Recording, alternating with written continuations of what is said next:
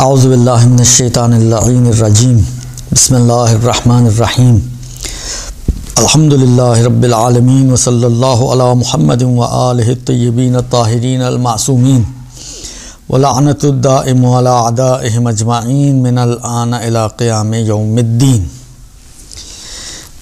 مسائل فقہ میں جو موضوع دیا گیا ہے وہ ہے نماز میت کے حوالے سے اس کے احکام، نماز میت کے احکام۔ دیکھیے، سب سے پہلا مسئلہ تو یہ ہے کہ جب بھی کسی مسلمان کا انتقال ہوتا ہے تو مسلمان کی میت پر نماز پڑھنا واجب ہے۔ اب فرق نہیں پڑتا یہ مسلمان مومن ہو یا غیر مومن ہو، یعنی شیعہ اثنا عشری ہو یا غیر شیعہ اثنا عشری ہو، یہ بڑا ہو یا چھوٹا۔ چھوٹے میں البتہ ایک تفصیل ہے جو بھی آئے گی، مرد ہو یا عورت ہو، بوڑھا ہو یا جوان ہو، متقی ہو یا فاسق ہو، کسی بھی صورت میں کوئی فرق نہیں پڑتا۔ اگر یہ شخص مسلمان ہے یا مسلمان کے حکم میں ہے، مسلمان کے حکم میں ہونے سے مراد یہ ہے کہ کوئی ایسی میت ملی ہے کہ جو مسلمان ملک میں ملی ہے جس کے بارے میں نہیں معلوم کہ یہ مسلمان تھا یا نہیں تھا، تو کیونکہ مسلمانوں کے ملک میں یہ میت ملی ہے تو اس کے اوپر اسلام کے احکام جاری ہوں گے، ظاہری طور پر اس کو مسلمان ہی سمجھا جائے گا، تو یہ حکم مسلم میں ہے۔ اسی طریقے سے اگر کوئی بچہ مسلمان کے ملک سے ملتا ہے، گمشدہ بچہ، اور اس کے اوپر کوئی طے نہ ہو سکے کہ یہ مسلمان کا بچہ ہے یا نہیں ہے، تو اس کے اوپر بھی ظاہری طور پر اسلام کے احکام جاری ہوں گے۔ پس نتیجتاً ہر مسلمان، چہ مومن، چہ مخالف، چہ مرد، چہ زن، چہ باعمل، چہ بے عمل، حتیٰ شارب الخمر ہی کیوں نہ ہو، حتیٰ زانی ہی کیوں نہ ہو، اگر کسی کا انتقال ہوتا ہے اور وہ مسلمان ہے تو اس کے اوپر نماز پڑھنا واجب ہے۔ یہ جو کہا واجب ہے، عرض کروں آپ کی خدمت میں کہ دیکھیں، واجب کی دو قسمیں ہوتی ہیں۔ ویسے تو بہت ساری قسمیں واجب کی، مختلف اعتبارات سے واجب کو تقسیم کیا گیا ہے، لیکن ایک اعتبار سے جس اینگل کو ابھی بیان کیا جا رہا ہے، دو قسمیں ہیں واجب کی۔ ایک قسم یہ ہے واجب کی کہ واجب جس کو واجب عینی کہتے ہیں، یہ واجب عینی واجب کفائی کے مقابل میں استعمال ہوتا ہے۔ واجب عینی کا مطلب یہ ہے کہ پروردگار عالم نے مثلاً تمام مکلفین سے خطاب کر کے کسی چیز کا مطالبہ کیا ہے اور کسی کے بھی انجام دینے سے کسی اور سے ساقط نہیں ہوگا، یعنی سب کو خود انجام دینا ہوگا۔ جیسے نماز یومیہ، خدا نے تمام بالغین، عاقلین اور زندہ افراد سے مطالبہ کیا ہے کہ ہر دن میں 5 نمازیں تمہیں پڑھنی ہیں، فجر، ظہر، عصر، مغرب اور عشاء، اور یہ سب سے خطاب کیا ہے۔ اور ایسا نہیں ہے کہ اگر میں پڑھ لوں تو میرے بچوں کو پڑھنے کی ضرورت نہیں ہے، یا میرے بیوی نے پڑھ لی تو شوہر سے معافی ہو گئی، نہیں، کچھ ایسا نہیں ہے، بلکہ ہر انڈیویجول کو خود سے اس نماز کو انجام دینا ہے، اور جب وہ انجام دے گا تو اس کی گردن سے اترے گی وہ نماز، اگر اس نے انجام نہیں دی تو وہ نماز اس کی گردن پہ باقی رہے گی۔ کسی کا کسی سے کوئی تعلق نہیں ہے، اس کو کہتے ہیں نماز واجب عینی۔ اس کے مقابل میں واجب کفائی ہے۔ واجب کفائی ایسے واجب کو کہتے ہیں کہ جس میں ابتدائی طور پر پروردگار عالم کی طرف سے خطاب سب کے لیے، تمام بالغ و عاقل، تمام مسلمان جو مکلف ہیں، پروردگار عالم تمام مسلمانوں سے خطاب کر کے کہہ رہے کہ ایھا المکلفون، اے مکلفین، فلاں کام کرنا تم پر واجب ہے۔ تو ابتدائی طور پر خطاب سب کی طرف آتا ہے، لیکن اصل میں خدا کو وہ کام چاہیے ہوتا ہے. خدا کی نگاہیں اس فعل کے وجود میں آنے پر ہوتی ہیں. لہذا جیسے ہی وہ فعل وجود میں آ جاتا ہے سب سے ساقط ہو جاتا ہے. کرنے والوں سے تو ساقط ہونا ہی تھا، لیکن جنہوں نے نہیں بھی کیا ہوتا ان سے بھی ساقط ہو جاتا ہے. یعنی بعض کے کرنے سے بعض دیگر سے بھی ساقط ہو جاتا ہے. یہ خصوصیت واجب عینی میں نہیں ہوتی. وہاں ہر انڈیویجول کو خود کرنا ہوتا ہے. یہاں پر ہر انڈیویجول سے خطاب تو ہے، لیکن اگر کچھ لوگ اس کام کو کر ڈالیں تو پھر سب سے ساقط ہو جاتا ہے. اب یہاں پر ایک سوال تو پیدا ہو سکتا ہے، ذہنوں میں آ سکتا ہے کہ اگر خطاب سب سے ہے تو اس خطاب کو سب سے خطاب کرنے کا فائدہ ہی کیا ہوا؟ جب کرنا تو بعض ہی نے، تو خدا بعض ہی کو بول دیتا. تو خدا نے بعض کو اس لیے نہیں کہا کہ وہ بعض خدا کی نظر میں معین نہیں ہے. یعنی ایسا نہیں ہے کہ علماء سے مخاطب ہو، ایسا نہیں ہے کہ غیر علماء کوئی بھی یا پیش نماز حضرات، نہیں. کیونکہ ان بعض کی کوئی خصوصیت خدا کی نگاہ میں نہیں تھی، لہذا خدا نے سب سے خطاب کیا. اور اس کا اثر یہ ہے کہ اگر کوئی بھی آگے نہیں بڑھتا تو گناہگار سبھی ہوں گے. یعنی اگر کوئی بھی آگے نہیں بڑھا اس کام کو انجام دینے کے لیے تو گنہگار سب ہوں گے. یہ اس کا اثر ہوتا ہے سب کو خطاب کرنے کا.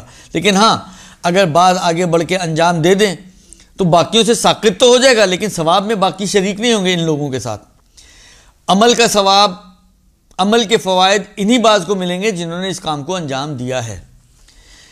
اس کی بہت ساری مثالیں ہیں. من جملہ مثالوں میں سے میت سے مربوط تقریباً احکام، غسل میت، حنوط میت، کفن میت، نماز میت، دفن میت، یہ سارے واجب کفائی ہیں. یعنی خدا نے ابتدائی طور پہ جیسے ہی کوئی مرتا ہے خدا کا خطاب سب سے ہوتا ہے کہ اے مکلفین اس کو غسل دو، اے مکلفین اس کو غسل کے بعد حنوط کرو، اے مکلفین اس کو حنوط کے بعد کفن پہناؤ، اے مکلفین کفن کے بعد اس کی نماز پڑھو اور نماز کے بعد اس کو دفنا دو. تو خطاب سب سے ہوتا ہے. لیکن اگر اتنے افراد، اچھا اب کتنے کی بات میں بعد میں کرتا ہوں، اگر کچھ لوگ آگے بڑھ جائیں اور اس کام کو انجام دینا شروع کر دیں اور پھر اس کو پائے تکمیل تک پہنچا دیں تو باقیوں سے ساقط ہو جائے گا، باقیوں کی ذمہ داری بھی اتر گئی. یہ ہے واجب کفائی. کتنے ہونے چاہیے افراد؟ جس طرح افراد کی اشخاص مشخص نہیں ہیں اسی طرح تعداد بھی کوئی معین نہیں ہے. تعداد کے حوالے سے ہر کام کی نوعیت الگ الگ ہے. اتنے افراد کہ جن سے وہ کام وجود میں آ سکے اتنے ضروری ہیں. منیمم کوانٹٹی اتنے افراد ہیں کہ جن سے وہ کام ہو جائے. فرض کریں غسل کے لیے منیمم 2 بندے چاہیے مثلا، تو 2 بندے اگر آگے بڑھ گئے اور انہوں نے غسل وغیرہ دے دیا تو باقیوں سے ساقط ہو جائے گا. فرض کریں کفن کے لیے ایک ہی کافی ہے، حنوط کے لیے ایک ہی کافی ہے،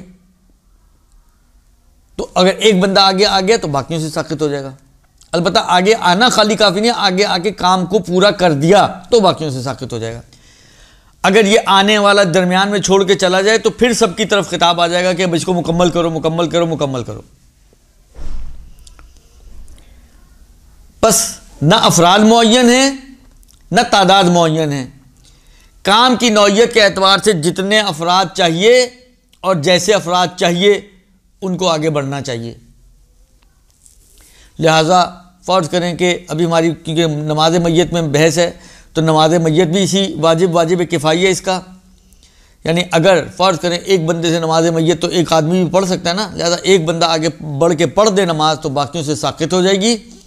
یہ اور بات ہے کہ مثلا جماعت سے پڑھنا بہتر ہے. بس نماز میت ہر بالغ و عاقل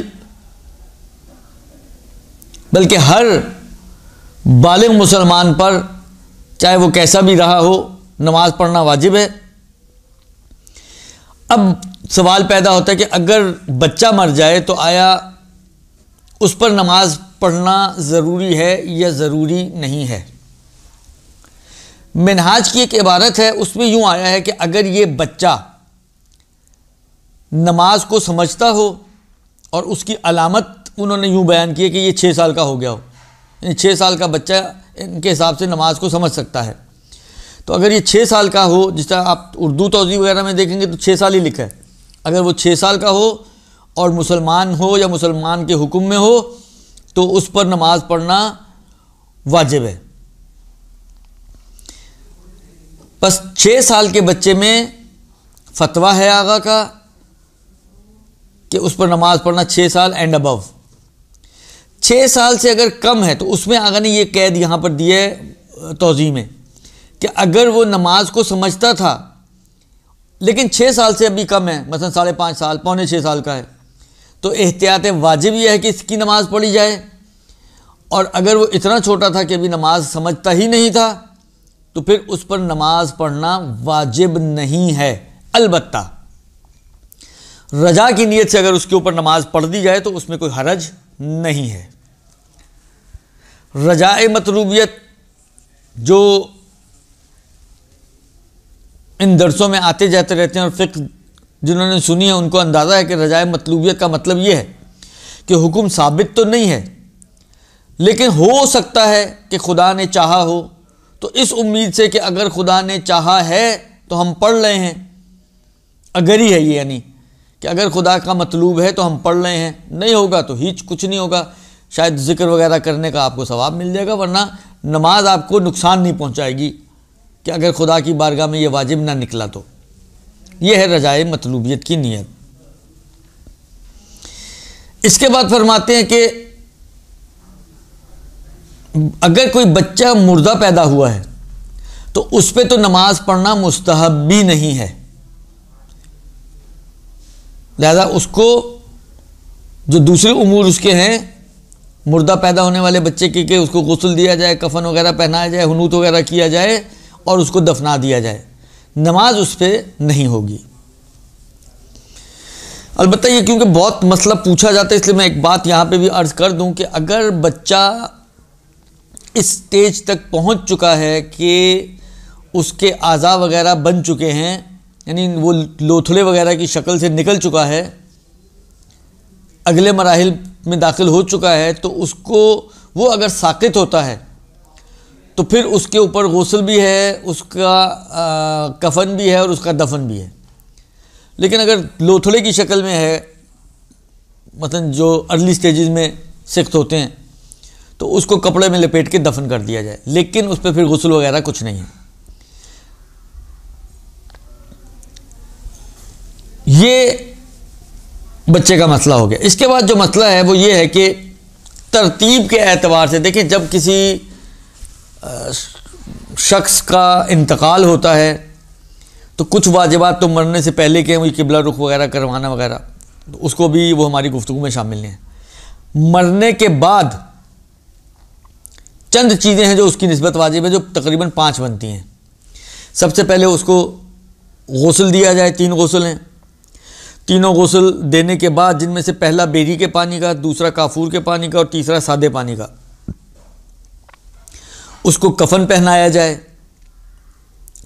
کفن پہنانے سے پہلے معذرت غسل کے بعد اس کو حنوط کیا جائے، اور حنوط کرنے کے بعد یعنی اس کے اعضائے سجدہ پر کافور لگانا، اور اس کے بعد اس کو کفن پہنایا جائے. کفن پہنانے کے بعد تیسری چیز کے بعد چوتھی چیز ہے اس پہ نماز پڑھی جائے، اور نماز پڑھنے کے بعد 5ویں چیز جو بنتی ہے وہ یہ ہے کہ اس کو دفن کیا جائے. تو 5 چیزیں ہوتی ہیں جو اس کے اوپر مردے کی نسبت واجب ہوتی ہیں. فرماتے ہیں کہ یہ جو چوتھی چیز ہے نماز پڑھنا، یہ پچھلی 3 چیزوں کے بعد ہی ہونی چاہیے. پہلے اس کو غسل دیا جائے، حنوط کیا جائے اور کفن پہنایا جائے. لہذا اگر کوئی شخص کفن پہنانے سے پہلے ہی اس پہ نماز پڑھ ڈالے تو یہ نماز اس کی کافی نہیں ہوگی، بلکہ اس کو دوبارہ پڑھنی پڑے گی. یا مثلا فرض کریں آپ نے کہا جی ٹائم بچاتے ہیں ہم لوگ، ابھی اس کو کفن پہنایا جا رہا تھا، دوران کفن ہی آپ نے نماز پڑھ ڈالی، یا غسل کے دوران ہی آپ نے اس پہ نماز پڑھ ڈالی، تو یہ نماز بھی کافی نہیں ہوگی، چاہے بھولے سے پڑھی ہو، چاہے مسئلہ نہ جاننے کی بنا پہ پڑھی ہو، چاہے جان بوجھ کے پڑھی ہو. کسی بھی صورت میں یہ نماز اس کی کافی نہیں ہے. اور اس کی ذمہ داری یہ ہے کہ ان تینوں کاموں کے ہونے کے بعد جب ایک مرتبہ کفن مکمل ہو گیا تو اس کے اوپر اب نماز میت کو پڑھا جائے. اس کے بعد فرماتے ہیں کہ اگر نماز پڑھنے والا، ابھی تک تو ہم میت کی بات کر رہے تھے، اب ایک مسئلہ بیچ میں آ رہا ہے کہ نماز پڑھنے والا، کیا اس کے لیے وضو یا غسل یا تیمم جو بھی اس کی ذمہ داری ہو ضروری ہیں؟ یہ تقریباً فقہا کا نظریہ یہ ہے کہ نماز میت میں ان میں سے کوئی بھی چیز ضروری نہیں ہے۔ نہ نماز میت میں وضو ضروری ہے، نہ نماز میت میں اگر یہ جنب ہے تو غسل ضروری ہے، یا عورت اگر حائض ہے تو غسل بھی ضروری نہیں ہے، اور اگر یہ وضو یا غسل کے لیے کیپیبل نہیں ہے تو اس کے لیے تیمم بھی واجب نہیں ہے۔ اسی طریقے سے نماز پڑھنے والے کا بدن اور لباس کا پاک ہونا بھی شرط نہیں ہے۔ اگر میں ایک جملے میں بات کروں تو وہ یہ کہ نمازی کے لیے نہ حدث سے طہارت کی شرط ہے، نہ خبث سے طہارت کی شرط ہے۔ حدث یعنی وضو غسل تیمم، اور خبث یعنی ظاہری نجاست۔ فرض کریں میت کو نلانے کے بعد اس کا بدن نجس ہوا ہوا ہے، وہ اسی طرح جا کے نماز میت پڑھ سکتا ہے، یا میت کو اس نے ٹچ کیا تھا اور اس کی نجاست اس کو لگی ہوئی ہے، مثلا ناک سے خون نکل رہا تھا، بازو سے خون نکل رہا تھا، کہیں سے خون نکل رہا تھا، ہاسپٹل سے میت آئی ہے تو کنولا لگا ہوا تھا، جب وہ ہٹائے تو خون نکل رہا تھا اور اس کو لگ گیا، اس کے بدن کو یا اس کے لباس کو پاک کرنا شرط نہیں ہے۔ پس نمازی کے لیے نہ وضو کی شرط ہے، نہ غسل کی شرط ہے، نہ ہی تیمم کی شرط ہے، نہ ہی بدن اور لباس کے پاک ہونے کی شرط ہے۔ حتیٰ اگر لباس غصبی بھی ہو تب بھی اس کی نماز صحیح ہے، غصبی لباس کا بھی مسئلہ نہیں ہے، یعنی نمازی کے لباس کا مباح ہونا بھی شرط نہیں ہے۔ اگرچہ یہ بہتر ضرور ہے کہ جو عام نمازوں میں جو شرائط ہیں طہارت کی یا لباس وغیرہ کی، ان شرائط کا خیال رکھا جائے، بہتر ہے، لیکن معتبر اور ضروری نہیں ہے۔ اس کے بعد فرماتے ہیں کہ نماز میت پڑھتے وقت پوزیشن کیا ہونی چاہیے، پڑھنے والے کی اور میت کی، دو چیزیں۔ میت کی پوزیشن کیا ہو، اس کو کس طرح سے کس اینگل پہ لٹانا ہے، جس طرح مثلا قبر میں آتا ہے کہ اس کو دائیں پہلو لٹائیں، تو نماز کے وقت اس کو کس طرح سے لٹایا جائے، اور خود نمازی کی پوزیشن کیا ہوگی، یہ دو باتیں ہیں۔ کہتے ہیں جہاں تک نمازی کا تعلق ہے تو ضروری ہے کہ نمازی کا چہرہ یعنی فرنٹ قبلے کی طرف ہو، قبلہ رخ ہو کے نماز پڑھے، اور جہاں تک میت کا تعلق ہے تو میت کے کو ضروری ہے کہ اس طریقے سے چت لٹایا جائے، یعنی کمر کے بل لٹایا جائے کہ اس کا سر نماز پڑھنے والے کے دائیں طرف اور اس کے پیر نماز پڑھنے والے کے بائیں ہاتھ کی طرف آئیں۔ اب مثال ہم بناتے ہیں، فرض کریں یہ ہے قبلہ، یہ قبلہ ہے، ٹھیک ہے، اور یہ میت ہے اور میں نماز پڑھنے والا ہوں، تو یہ میں اس طرح سے کھڑا ہوں کہ میرا چہرہ قبلے کی طرف ہو، اور میت کا یہ سر جو ہے، فرض کریں یہ اگر سر ہے تو سر میرے رائٹ ہینڈ کی طرف آئے اور یہ میت کے پیر میرے لیفٹ ہینڈ کی طرف آئیں۔ اور بہتر میں آئے گا کہ مرد ہے تو میت کے درمیان میں کھڑا ہو، یہ بہتر ہے، اور عورت ہے تو اس کے سینے کے سامنے کھڑا ہو۔ بس یہ پوزیشن ہونی چاہیے میت کی اور نمازی کی، کہ نمازی قبلہ رخ اور میت کا یوں سمجھ لیں کہ رائٹ پہلو جو ہے وہ قبلے کی طرف ہو، بحیث کہ سر نماز پڑھنے والے کی رائٹ ہینڈ سائڈ پر اور پیر نماز پڑھنے والے کی لیفٹ ہینڈ سائڈ پر، اور کمر اس کی زمین پر ہو۔ یہ دونوں کی پوزیشن کے متعلق۔ پھر فرماتے ہیں کہ نمازی کی جگہ اور میت کی جگہ بہت زیادہ اونچی نیچی نہ ہو، یعنی نمازی نیچے کھڑا ہو اور میت ہوا میں معلق اوپر ہو، اتنی اونچی ایسا نہ ہو، بلکہ نمازی کی جگہ اور میت کی جگہ اگر لیول ہو تو سب سے بہتر ہے، ورنہ مختصر سا تھوڑا بہت، اب تھوڑا بہت اگر ہم وہاں جائیں، بعض اگر اب یہ میں قیاس کرنے جا رہا ہوں، یہ فقہی مسئلہ مجھے اتنا اس میں نہ دیا ہوا ہے اور نہ اس وقت ذہن میں، لیکن یہ جو نماز یومیہ میں آتا ہے نا کہ پیشانی رکھنے کی جگہ اور گھٹنے اور پیر کی جگہ اوپر نیچے نہ ہو، تو وہاں پر آتا ہے کہ جی 4 ملی ہوئی انگلیوں سے زیادہ اونچی نیچی نہ ہو. تو ہو سکتا ہے کہ یہاں پر بھی یہ جو کہا نا مختصر سی اونچ نیچ ہو، تو مراد ان کی مختصر سے وہی 4 ملی ہوئی انگلیاں ہوں، اگرچہ یہاں پر انہوں نے لکھا نہیں ہے. یہ بھی میں عرض کر رہا ہوں کہ یہ فتویٰ میں بیان نہیں کر رہا، صرف ایک اندازہ بیان کر رہا ہوں. ویسے تو عرفی ہے، کیونکہ بیان نہیں ہوا تو عرفی ہے کہ عرف یہ کہے کہ یہ تو بہت ہی کم ہے اونچائی، یا بہت ہی کم ہے. جیسے بعض اوقات ہوتا ہے نا بہت ہی مثلا 1 آدھ انگلی کا پور جتنا جو ہے وہ ایک سمجھے تھڑا سا بنا ہوا ہوتا ہے، وہ میت اس کے اوپر ہے اور آپ نیچے کھڑے ہوئے ہیں، 1 انگلی کے پور جتنا آپ نیچے ہیں اور میت 1 انگلی کے پور، مثلا جیسا فرض کریں یہ جو ہے نا یہ اگر فرض کریں اس کا وہ تھڑا سا بنا ہوا ہے، اس پہ میت اور یہ نیچے زمین جو ٹیبل ہے وہ زمین ہو، کہ فرض کریں 1 انگلی جتنا فاصلہ ہو، 1 انگلی کے پور جتنا، 1 انگلی کے 2 پور جتنا، یہ کہتے ہیں مختصر سی اونچ نیچ ہو تو اس میں کوئی حرج نہیں ہے. اور احتیاط مستحب یہ ہے کہ نماز پڑھنے والے کی جگہ غصبی نہ ہو. پیچھے بیان کیا کہ شرط نہیں ہے کہ وہ لباس کی بات تھی، اس کا مطلب ہے جگہ بھی غصبی ہونا. احتیاط مستحب کا مطلب یہ ہے کہ اگر جگہ غصبی پہ کھڑے ہو کر بھی نماز پڑھ لے تو بھی اشکال نہ دارد، لیکن احتیاط مستحب یہ ہے کہ جگہ غصبی نہ ہو. پھر کہتے ہیں کہ نماز گزار جو ہے وہ میت سے دور کھڑا نہ ہو. یعنی ایسا نہیں ہے کہ فرض کریں کہ یہ ہال ہے تو آپ کہیں جی وہ اس دیوار پر میت پڑی ہوئی ہے اور اس دیوار پر جو ہے وہ میں کھڑا ہوا ہوں، نہیں، فاصلہ نہیں ہونا چاہیے. اور البتہ اگر جماعت ہو رہی ہے، مثلا فرض کریں کہ یہ میت ہے، یہ میں کھڑا ہوں اور جماعت ہو رہی ہے، اور مثلا جیسا یہ جو بڑے بڑے لوگوں کی نمازیں میت بنتی ہیں، جیسا ابھی تازی ریحان اعظمی صاحب کا انتقال ہوا، ان کی جو میت جنازہ آپ نے دیکھا ہوگا کتنے بڑی تعداد تھی، تو جو آخری صف میں کھڑا ہوا ہے اگر آپ دیکھیں تو ممکن ہے اس کا فاصلہ میت سے جو ہے مثلا 12 15 20 میٹر کا فاصلہ ہو، جو ایک اچھا خاصا فاصلہ ہوتا ہے، جو اگر وہ اکیلا پڑھ رہا ہوتا تو کافی نہیں تھا. تو جماعت کی صورت میں اگر صفیں لمبی ہونے کی وجہ سے فاصلہ بڑھ رہا ہے تو کہتے ہیں، اور صفیں متصل ہوں تو اس میں کوئی حرج نہیں ہے، وہ فاصلہ مشکل پیدا نہیں کرے گا نماز میت میں. اسی طرح فرماتے ہیں کہ نماز میت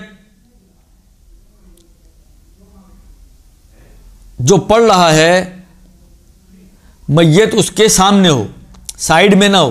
یعنی یہ میت ہے اور میں یہاں کھڑا ہو رہا ہوں، اگرچہ دور نہیں ہوں لیکن سائیڈ میں کھڑا ہو رہا ہوں، تو یہ کافی نہیں ہے، بلکہ میت کے سامنے کھڑا ہونا چاہیے مجھے. البتہ یہاں پہ بھی کہتے ہیں کہ اگر جماعت کی وجہ سے فرض کریں صفیں اتنی چوڑی ہو گئی کہ ایک بندہ وہاں کھڑا ہوا ہے اور میت یہاں پر ہے، بہت ہی سائیڈ میں کھڑا ہوا ہے، لیکن متصل صفیں ہیں، تو اس میں بھی کوئی حرج نہیں ہے جماعت کی صورت میں. بس فرادہ اگر پڑھ لیں تو سامنے بھی کھڑا ہونا شرط ہے اور فاصلہ بھی نہ ہو، یہ بھی شرط ہے. لیکن اگر جماعت میں پڑھ رہے ہیں تو جو پیچھے پڑھنے والے ہیں نہ ان کا سامنے ہونا شرط ہے، میت کا ان کے سامنے ہونا، اور نہ ہی میت سے دور کھڑے ہونے میں کوئی مشکل ہے اگر صفیں متصل ہوں تو. لیکن اگر فرض کریں ایک لائن ہے صف کی اور آپ 5 صفیں پیچھے کھڑے ہو، گیپ ڈال کے کھڑے ہو رہے ہیں، تو یہ کافی نہیں ہوگا. اسی طرح فرماتے ہیں کہ آپ کے جو نماز پڑھنے والا ہے اس کے اور میت کے درمیان سمجھے کوئی رکاوٹ نہ ہو، کوئی دیوار، کوئی پردہ، یا بعض اوقات لکڑی کے جو پارٹیشن وغیرہ ہوتے ہیں، اس قسم کی کوئی رکاوٹ نہ ہو. البتہ اگر میت تابوت وغیرہ ٹائپ کی کسی چیز میں ہے تو اس میں کوئی حرج نہیں ہے، وہ جائز ہے، وہ رکاوٹ مانے نہیں بنے گی، کیونکہ بالآخر دیکھیں تابوت میں اگر لیٹی ہوئی ہے میت تو تابوت کی دیواریں تو ہوتی ہیں، تو رکاوٹ تو آ گئی. کہتے ہیں یہ تابوت کی رکاوٹ جو ہے وہ مشکل نہیں ہے، بس اس کے علاوہ آپ کے اور میت کے درمیان کوئی پردہ، کوئی دیوار، کوئی لکڑی کا پارٹیشن وغیرہ ٹائپ کی چیز، ایسی کوئی چیز نہیں ہونی چاہیے.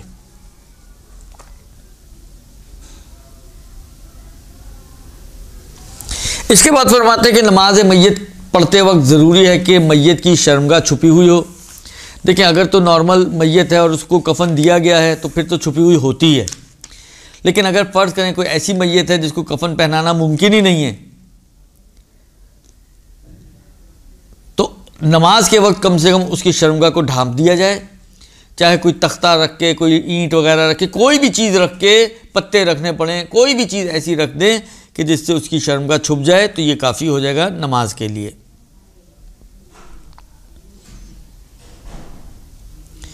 اچھا، نماز میت کے لیے ضروری ہے کہ اس کو کھڑے ہو کر انجام دیا جائے، یعنی اختیاری طور پر بیٹھ کر نماز میت پڑھ لینا وہ کافی نہیں ہے۔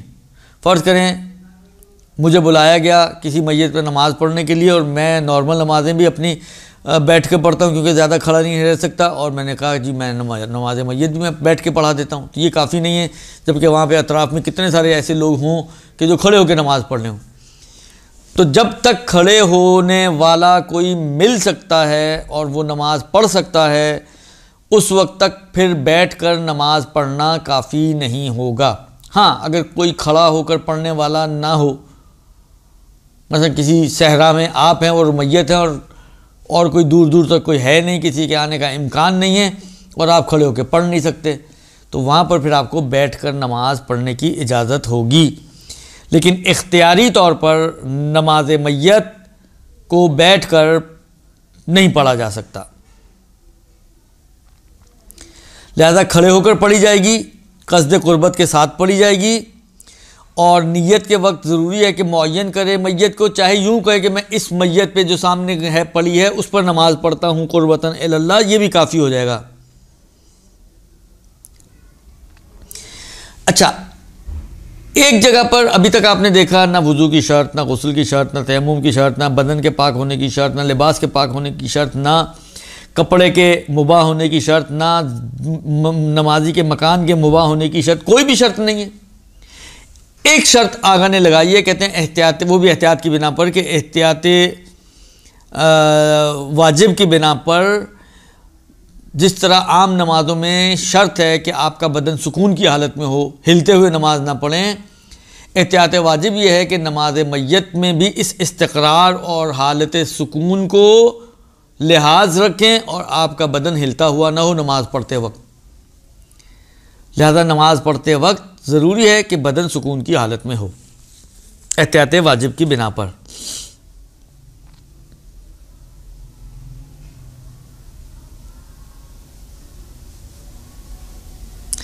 اچھا، یہ اب کیونکہ ہم تو نماز میت کے احکام پڑھ رہے ہیں، لیکن پہلے ایک مطلب گزر چکا ہے کہ یہ جتنے بھی امور ہیں میت کے، وہ ضروری ہے کہ میت کے ولی کی اجازت سے ان کاموں کو انجام دیا جائے۔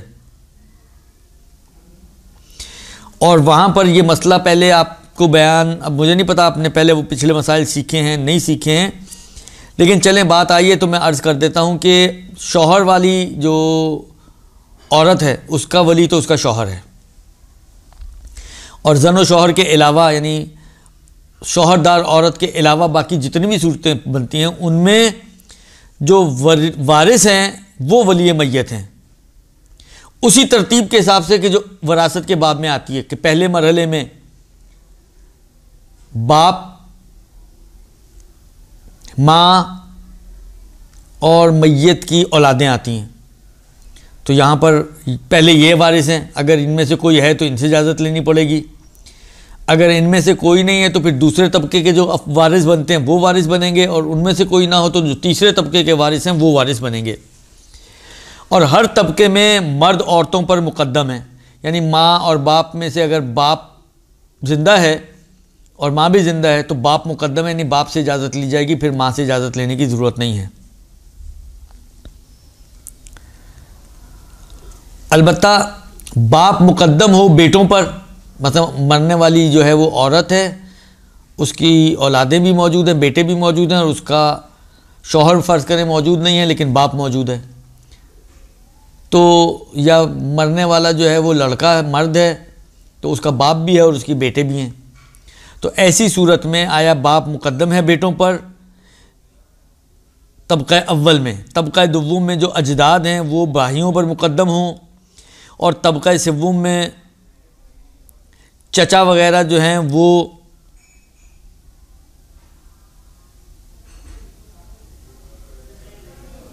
جو ایسا، یعنی چچا جو باپ اور ماں میں مشترک ہیں اس میت کے ساتھ، میت کے باپ کے ساتھ، یعنی سگے چچا تایا وغیرہ، وہ مقدم ہو جائیں دوسرے والے چچا تایا وغیرہ پر۔ اس میں انہوں نے تھوڑی سی احتیاط وغیرہ لگائی ہے اور اشکال کیا ہے اور احتیاط کی رعایت کی، بیان فرمایا کہ احتیاط کی رعایت کی جائے۔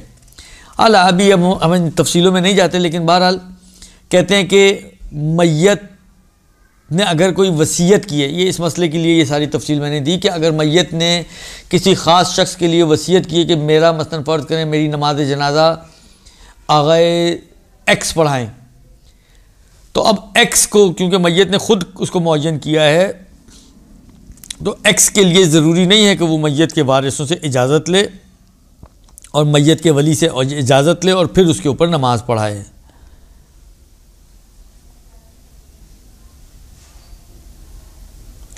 البتہ اگر اجازت لے لے تو بہتر ہے، لیکن واجب نہیں ہے کہ وہ اجازت لے۔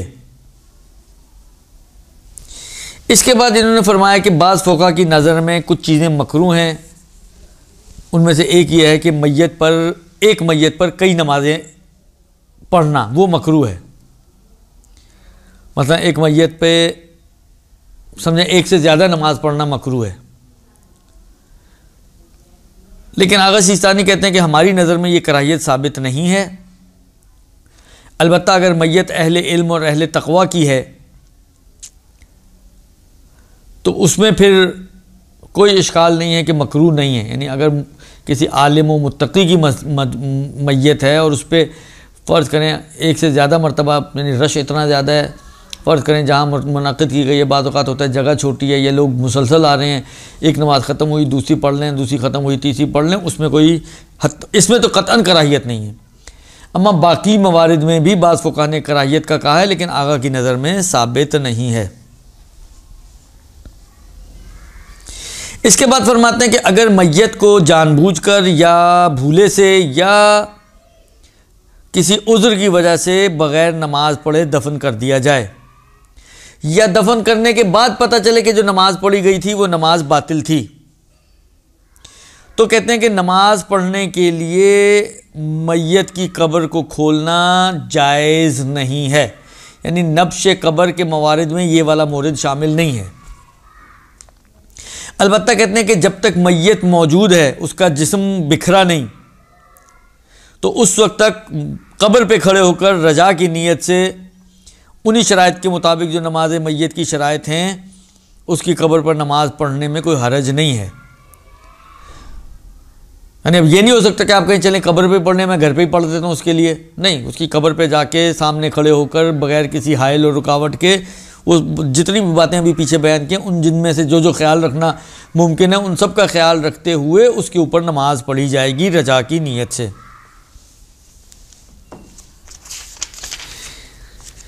یہ تو ہو گئے کچھ احکام نماز میت کے۔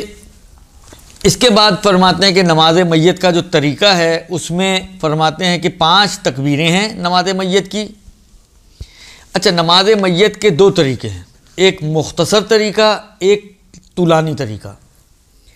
میں ریکمینڈ کروں گا جہاں تک بھی یہ آواز پہنچے، جو بھی سنیں اس لیکچر کو اور اس درس کو، ان سے میں یہ گزارش کروں گا کہ کم از کم ایک چھوٹا والا طریقہ یاد کر لیں حفظاً۔ چھوٹا والا طریقہ کوئی بہت لمبا چوڑا نہیں ہے، اس میں چھوٹی چھوٹی چیزیں ہیں۔ مثلا چھوٹے والے طریقے میں کیا ہے، پہلی تکبیر کے بعد آپ نے توحید کی گواہی دینی ہے، اللہ اکبر اشہد اللہ الہ الا اللہ وان محمدن رسول اللہ، یہ ایک ہو گئی۔ جو اس کے آگے کے جملے ہیں ارسلہ بالحق بشیرا ونذیرا بین یدی الساعہ وغیرہ، اس کی ضرورت نہیں ہے، صرف اتنا اشہد اللہ الہ الا اللہ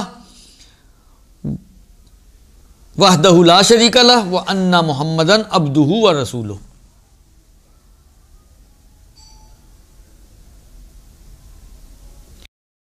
اس کے بعد فرماتے ہیں کہ دوسری تکبیر میں درود ہے محمد و آل محمد پر، اللہم صلی علی محمد و آل محمد، سب کو آتا ہی ہے۔ تیسری تکبیر کے بعد یہ ایک چھوٹا اللہم اغفر للمؤمنین والمؤمنات، بس اللہم اغفر تو دعائے کمیل جنہوں نے پڑھی ہیں سنی ہیں ان کو اتنا تو اللہم اغفر لی الذنوب التی، تو اتنا تو اللہم اغفر لی تو بول سکتے ہیں نا، اللہم اغفر للمؤمنین والمؤمنات، اتنی سی بات ہے، یہ تیسری تکبیر پوری ہو گئی۔ اور چوتھی تکبیر میں کیونکہ میت کے لیے دعا کی جاتی ہے تو یہی جملہ اللہم اغفر لہذا المیت، اللہم اغفر لہذا المیت مرد کے لیے، اللہم اغفر لہذہ المیت عورت کے لیے۔ اللہ اکبر، نماز ختم ہو گئی۔ اب یہ 3-4 جملے ہیں چھوٹے چھوٹے، جن میں سے شاید پہلا جملہ آپ تشہد میں پڑھتے ہیں آپ کو آتا ہے، دوسرا جملہ درود ہے آپ کو آتا ہے، تیسرے اور چوتھے جملے بھی یہ وہ جملے ہیں جو ہم نے کئی مرتبہ کئی جگہوں پہ سنے ہوئے ہیں، تو ان کو بھی یاد رکھنا کوئی اتنا مشکل کام نہیں ہے۔ 4 چھوٹے چھوٹے جملے، نماز آپ کی پوری ہو گئی۔ اس کا فائدہ یہ ہے کہ کبھی کہیں خدا نخواستہ ایمرجنسی کی صورت میں، کہیں صحرا میں، کہیں سفر کے دوران کسی کا انتقال ہو جاتا ہے تو آپ پریشان نہ ہوں۔ اب آپ کہیں جی ڈیٹا پیکج تو سب کے پاس ہوتا ہے، بہت سی جگہ ایسی ہوتی ہیں جہاں پہ ڈیٹا پیکج ہوتے ہوئے بھی سگنل نہیں آ رہے، تو ڈیٹا پیکج کیسے چلے گا؟ موبائل کا چارج ختم ہو گیا، کیسے چلائیں گے آپ؟ کچھ بھی ہو سکتا ہے۔ تو یہ مختصر سی میری ریکمنڈیشن ہے تمام سامعین سے کہ وہ ضرور بھی ضرور اس کو یاد کریں، خاص طور پہ جوان بچے اور بچیاں۔ اور اس کا ایک یہ ہے 5 تکبیریں، اللہ اکبر کہہ کے توحید و رسالت کی گواہی، پھر اللہ اکبر کہہ کے درود، اللہ اکبر کہہ کے مومنین و مومنات کی مغفرت کی دعا، اور اللہ اکبر کہہ کے کیا کہتے ہیں میت کے لیے دعائے مغفرت، اور پھر آخری اللہ اکبر۔ اللہ اکبر ایک شروع کا، ایک اللہ اکبر آخر کا، 3 درمیان میں اللہ اکبر ہیں، اور ان 5 اللہ اکبر کے درمیان جو 4 گیپس بنتے ہیں اس میں 4 چھوٹی چھوٹی سی دعائیں۔ یہ ہے مختصر طریقہ نماز میت کا۔ البتہ اسی نماز میت کا ایک طولانی طریقہ بھی ہے، یعنی بڑا طریقہ بھی ہے، جس میں پہلی تکبیر کے بعد نسبتاً دعائیں وہی ہیں لیکن وہ تھوڑی طولانی دعائیں ہیں۔ جس طرح شہادتین ہم نے پہلے میں پڑھا ہے نا، تو شہادتین بجائے اس کے کہ مختصر شہادت ہو تھوڑی طولانی، ابھی ہم نے کیا پڑھا؟ اشہد ان لا الہ الا اللہ وان محمدن رسول اللہ، اتنا سا، لیکن ایک پڑھ کے دکھا رہا ہوں آپ کو تاکہ فرق سمجھ سکیں۔ لیکن اس کو جب آپ طولانی طریقے میں جاتے ہیں تو اشہد ان لا الہ الا اللہ، اس کے بعد وحدہ لا شریک لہ، یہ جملہ اضافی ہے، واشہد ان محمدن عبدہ ورسولہ، اس کے بعد ارسلہ بالحق بشیرا ونذیرا بین یدی الساعہ، اور بعض جگہ پر ایک اور بھی جملہ موجود ہے۔ تو جملے کچھ ہوئی ہیں لیکن اضافات کے ساتھ ہیں، تو وہ تھوڑی بڑی نماز ہو جاتی ہے۔ جو نارملی آپ دیکھتے ہیں مسجدوں میں پڑھی جاتی ہے وہ یہ بڑا طریقہ ہی پڑھا جاتا ہے، اور وہی جو ہے لوگوں کو لگتا ہے کہ نماز میت ہے۔ اگر کوئی چھوٹا پڑھ دے تو شاید لوگوں کے ہضم بھی نہ ہو اور لوگ پریشان ہو جائیں کہ یہ کیا ہوا، یہ تو شروع ہونے سے پہلے ہی ختم ہو گئی، اتنی مختصر سی، اور ہم نے تو آج تک سنی نہیں۔ مشکل ہماری یہ ہے کہ ہم لوگ سارا دین اس سنے سنائے کے اوپر چلانا چاہتے ہیں۔ ارے ہم نے تو آج تک سنی نہیں کہ ایسی بھی کوئی نماز جنازہ ہوتی ہے۔ ارے جو آپ نے سنا ہے بس وہی دین ہے، جو آپ نے نہیں سنا وہ دین ہی نہیں ہے۔ کتنے ہی لوگ ہیں جن کو یہی نہیں پتا کہ نماز یومیہ میں الحمد میں پہلی رکعت میں، دوسری رکعت میں تو اکثر لوگ قل ہو اللہ پڑھتے ہیں نا، لیکن پہلی رکعت میں الحمد کے بعد کوئی اور سورہ بھی پڑھ سکتے ہیں۔ یا کتنے لوگوں کو یہ نہیں پتا کہ دوسری رکعت میں قل ہو اللہ کی بجائے کوئی اور سورہ بھی پڑھا جا سکتا ہے۔ جب پڑھا جاتا ہے تو وہ سمجھتے ہیں پیش نماز سے غلطی ہوئی ہے، اشتباہ ہوا ہے، اور پریشان ہوتے ہیں کہ اب ہماری نماز کا کیا ہوگا، جبکہ یہ دونوں چیزیں جائز ہیں۔ آپ پہلی رکعت میں قل ہو اللہ بھی پڑھ سکتے ہیں دوسرے سورے کو چھوڑ کر، یعنی کوئی اور سورہ چھوڑ کر، اور دوسری رکعت میں قل ہو اللہ کی بجائے کوئی بھی سورہ پڑھ سکتے ہیں۔ بس یہ مکروہ ہے کہ 5 نمازوں میں سے کسی نماز میں بھی قل ہو اللہ نہ پڑھیں، یہ مکروہ ہے۔ اما باقی جو کمبینیشن آپ بنانا چاہیں آپ بنا سکتے ہیں۔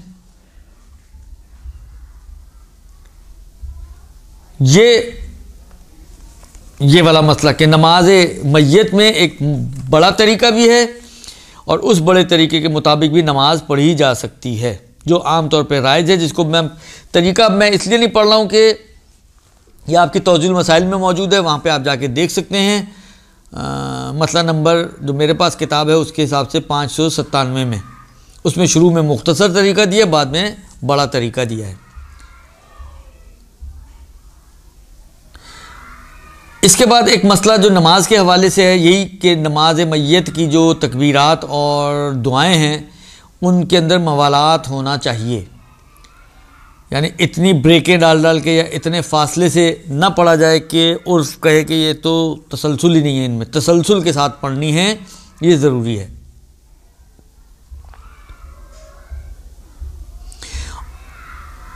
اچھا، اب دو باتیں میں یہ کرنا چاہتا ہوں، میرا خیال ہے شاید انہی دو باتوں پر وقت شاید پورا ہو جائے اس لیکچر کا،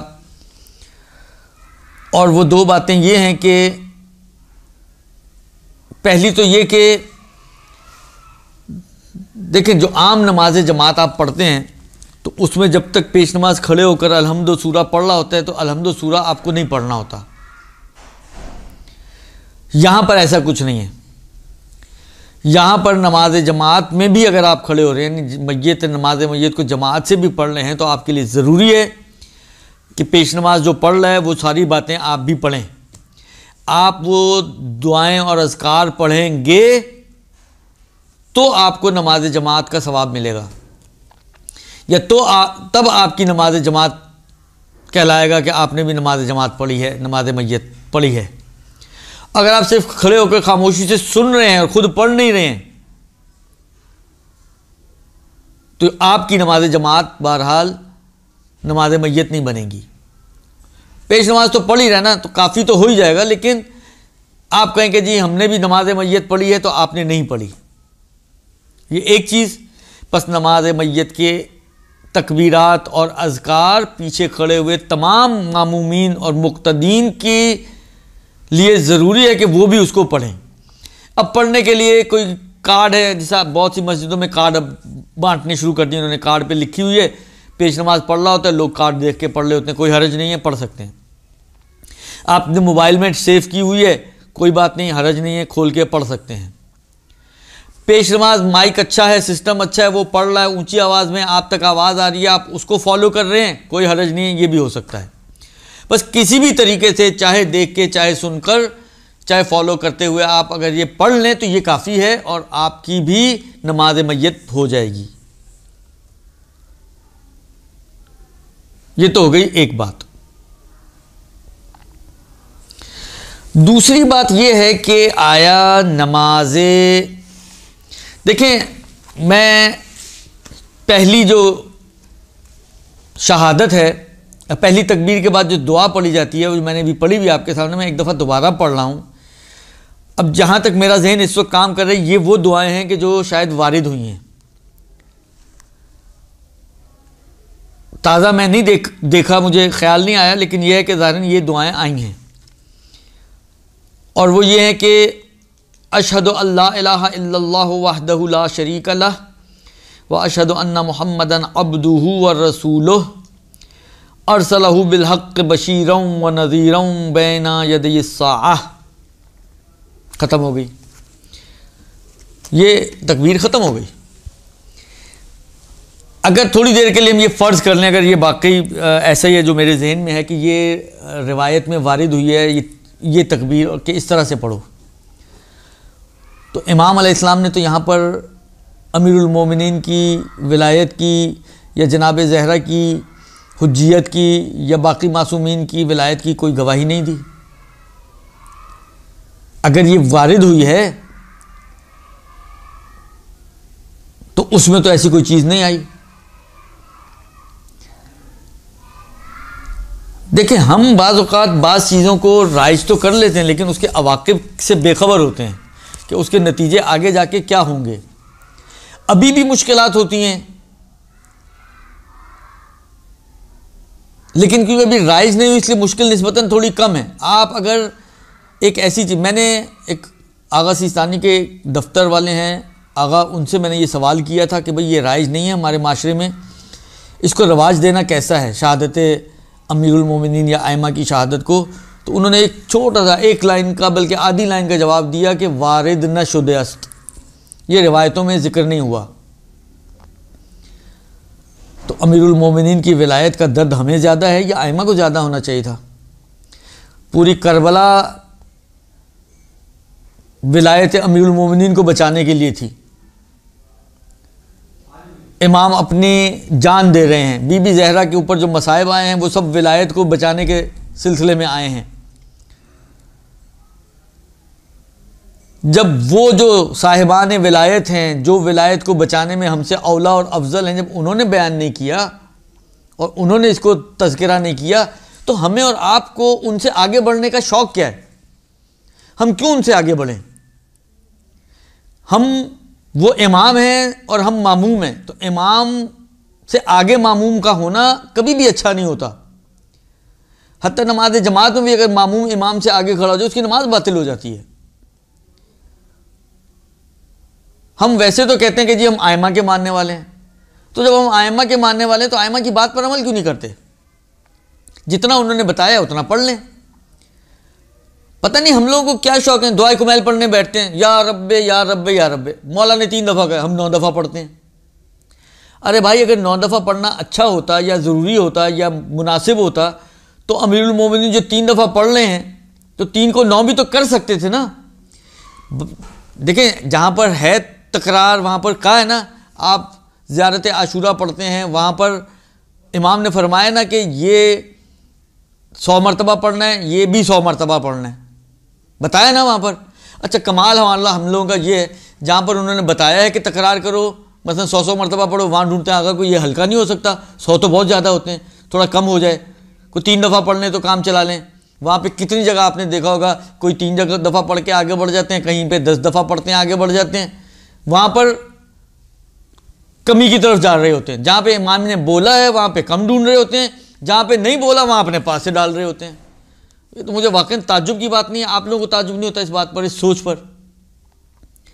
لہذا ائمہ سے آگے نہ بڑھیں. صحیح ہے, ولایت ہماری جان ہے, اسی سے ہماری پہچان ہے, اسی سے ہماری بقا ہے. اصلا تشیع یعنی وہ تشیع اور اثنا عشری جو افراد ہیں ان کی شناخت یہی ہے کہ وہ امیر المومنین کی ولایت کے ماننے والے ہیں. یہ سب اپنی جگہ پر ہے, لیکن اس کا مطلب یہ تو نہیں ہے کہ جہاں دل چاہے, جب دل چاہے, جو دل چاہے ہم بڑھا دیں.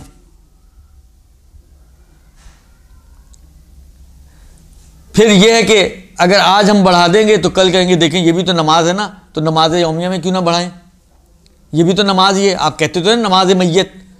اب لوگوں کے ذہن میں یہ نہیں ہے کہ جو نماز آپ کہتے ہیں تو یہ نماز یہاں پہ لغوی نماز ہے, یعنی دعا کی وجہ سے اس کو نماز کہا جا رہا ہے, یا کسی اور جہت سے کہا جا رہا ہے, یہ کیوں کہا جا رہا ہے.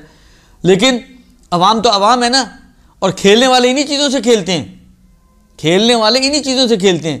آج وہ اس میں داخل کروائیں گے, کل کو وہ کہیں گے کہ یہ اس کے ساتھ ساتھ اس میں بھی آ جائے, اس لیے کہ وہ بھی نماز یہ بھی نماز. توضیح کھول لیں, دیکھیں لکھا ہوا ہے نماز میت, جبکہ دونوں کی نماز یعنی دونوں کے نماز ہونے میں زمین سے آسمان تک کا فرق ہے. یہ تو ممکن ہے لغوی معنی میں نماز ہو, روایتوں میں ہے لا صلاۃ الا بفاتحۃ الکتاب, الحمد کے بغیر نماز نہیں ہوتی. تو یہ کیسے ہو رہی ہے پھر؟ لا صلاۃ الا بطہور, طہارت کے بغیر نماز نہیں ہوتی, یہ کیسے ہو رہی ہے پھر؟ اسی سے پتہ چلتا ہے, اس روایتوں میں ہے نماز اولہ التکبیر و آخرہ التسلیم. نماز وہ ہے کہ جس کی ابتدا تکبیرۃ الاحرام سے ہو اور جس کی انتہا سلام پر ہو. اس میں نہ اس سینس میں تکبیر ہے اور نہ اس سینس میں سلام ہے. کتنا فرق ہے دونوں نمازوں میں. پھر لوگ یہ چیزیں بھول جاتے ہیں جو کھیلنے والے ہوتے ہیں نا. دیکھیں یہ جو ہے نا آیت مبارکہ سورہ آل عمران میں جو ہے کہ قرآن میں کچھ محکم ہے, کچھ متشابہ ہیں. وہ اما من کان فی قلوبہ زیغ, کہ جن کے دلوں میں کجی ہوتی ہے وہ متشابہ آیات سے اب کھیلتے ہیں. اب یہ ترجمہ میں اپنے الفاظ میں کر رہا ہوں, وہ متشابہ الفاظ سے کھیلتے ہیں. یہ کھیلنے والے صرف ایسا نہیں ہے کہ شیعوں کے علاوہ لوگ ہیں وہ یہ کھیل رہے ہیں, ہم شیعہ لوگ بھی بعض اوقات کھیلتے ہیں, اپنی اغراض کے لیے استعمال کرتے ہیں. میں نے کہا نا آج کوئی بعید نہیں, آج ہم یہ اس کو نماز میں داخل کریں, کل کو کہیں دیکھیں یہ بھی نماز وہ بھی نماز, جب اس میں آ سکتی تو آج نماز یومیہ میں بھی آنی چاہیے. اور جو ایک سادہ ذہن والے لوگ ہوتے ہیں, اب اس کو سادہ ذہن والے کہیں یا احمق ذہن والے کہیں, بہرحال وہ آپ کی مرضی ہے جو بھی کہنا چاہیں آپ, لیکن وہ بھی اس قسم کی باتوں میں کتنی جلدی آ جاتے ہیں, اور کتنی بڑی تعداد ہوتی ہے کہ جو اس قسم کی باتوں میں آ کے وہ ٹریک اپنا چینج کر لیتے ہیں.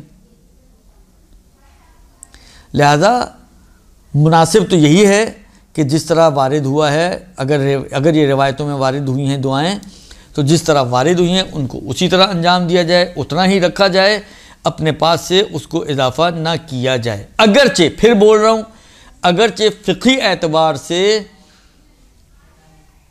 جائز ہو سکتا ہے اور جائز ہے بھی، ہو کیا سکتا ہے، اور لوگ یہ بھی لے کر آتے ہیں جی آغا گل پاکانی نے بھی پڑھا تھا اور آغا حکیم نے بھی پڑھا بعض کے جنازے پہ، اور یہ وہ صحیح ہے، انہوں نے پڑھا، جائز تھا، پڑھا، وہاں پر وہ عواقب نہیں تھے جو ہمارے ملکوں اور ہمارے ملک کی مشکلات ہیں، انہوں نے پڑھ دیا۔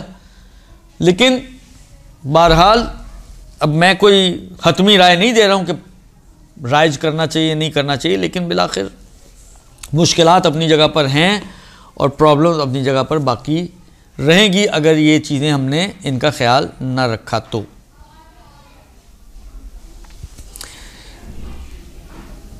یہ اپنا نماز میت کے حوالے سے کچھ احکام تھے۔ اب اس کے کچھ مستحبات انہوں نے بیان کیے ہیں، وہ توضیح المسائل میں بھی موجود ہیں۔ میں اس کو اگر فہرستوار آپ کی خدمت میں پڑھ دوں تو فرماتے ہیں کہ پہلی چیز جو مستحب ہے وہ یہ ہے کہ جو نماز پڑھنے والا ہے وہ طہارت کے ساتھ نماز پڑھے۔ ایک دوسری مستحب یہ ہے کہ میت اگر مرد کی ہو تو امام جماعت یا فرادہ نماز پڑھنے والا اس کے درمیان میں کھڑا ہو، یعنی میت کی جو قد ہے اس کے درمیان جو بنتا ہے اس کے سامنے کھڑا ہو، اور اگر عورت کی میت ہے تو اس کے سینے کے مقابل میں کھڑا ہو۔ تیسرا مستحب یہ ہے کہ ننگے پیر ہو کے نماز پڑھی جائے۔ چوتھا یہ کہ ہر تکبیر میں ہاتھوں کو کانوں تک بلند کیا جائے۔ پانچواں یہ ہے کہ میت سے اور نمازی کے درمیان جو ہم نے پیچھے کہا تھا نا کہ سامنے دور نہ کھڑا ہو، تو کتنا قریب کہتے ہیں مستحب یہ کہ اتنا قریب کھڑا ہو کہ اگر ہوا چلے تو اس کا لباس جنازے کو ٹچ کرے، اتنا قریب کھڑا ہو۔ نماز میت کو جماعت سے پڑھنا یہ بھی مستحب ہے۔ امام جماعت تکبیر اور دعا کو بلند آواز میں پڑھے اور جو پیچھے پڑھنے والے ہیں وہ اس کو آہستہ آواز میں پڑھیں۔ جماعت اگرچہ ماموم ایک ہی نفر ہو، دیکھیں یومیہ جماعت میں آتا ہے کہ اگر ایک ماموم ہے نا تو وہ دائیں ہاتھ پہ کھڑا ہو اور تھوڑا سا اس طرح سے کھڑا ہو کہ بالکل پیچھے نہ ہو، تھوڑا سا کہ جب وہ جھک کے سجدے میں جائے تو گھٹنے سے پہلے اس کا سر ہو۔ لیکن نماز میت میں چاہے ایک ہی ہو لیکن اس کے لیے ضروری ہے کہ وہ پیش نماز، یعنی مستحب یہ ہے کہ وہ پیش نماز کے پیچھے کھڑا ہو، سائیڈوں میں نہ کھڑا ہو۔ اسی طریقے سے نواں مستحب یہ ہے کہ نماز گزار، نماز پڑھنے والا جو ہے وہ میت اور مومنین کے لیے زیادہ دعا کرے۔ 10واں مستحب یہ ہے کہ نماز شروع کرنے سے پہلے جماعت کی صورت میں 3 مرتبہ الصلاۃ الصلاۃ الصلاۃ کہا جائے کہ جو عام طور پہ ہمارے یہاں رائج بھی ہے۔ 11واں مستحب یہ ہے کہ نماز کو ایسی جگہ پڑھا جائے کہ جہاں پر نماز میت پڑھنے کے لیے لوگ زیادہ آتے ہوں۔ اور 12واں یہ ہے کہ اگر حائضہ عورت نماز میت جماعت کے ساتھ پڑھ رہی ہے تو وہ نمازیوں کی صف میں کھڑی نہ ہو بلکہ الگ سے کھڑی ہو۔ مسجد میں نماز میت پڑھنا مکروہ ہے، البتہ مسجد الحرام میں مکروہ نہیں ہے۔ یہ کچھ مسائل تھے جو نماز میت کے حوالے سے تھے اور جو میرے ذہن میں تھے، جو بعض چیزیں جو اس میں نہیں تھیں وہ بھی میں نے آپ کی خدمت میں عرض کر دی۔ وصلی اللہ علیہ وآلہ وسلم۔